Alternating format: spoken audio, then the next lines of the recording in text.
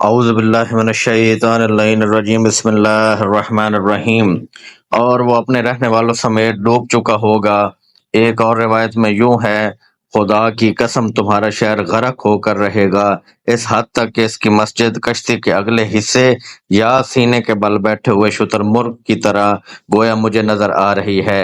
ایک اور روایت میں اس طرح ہے، جیسے پانی کے گہراؤں میں پرندے کا سینہ۔ ایک اور روایت میں اس طرح ہے، تمہارا شہر اللہ کے سب شہروں سے مٹی کے لحاظ سے گندا اور بدبودار ہے، یہ سمندر کے پانی سے قریب اور آسمان سے دور ہے۔ برائی کے 10 حصوں میں سے 9 حصے اس میں پائے جاتے ہیں۔ جو اس میں آ پہنچا وہ اپنے گناہوں میں اسیر ہے، اور جو اس سے چل دیا عفو الہی اس کے شریک حال رہا۔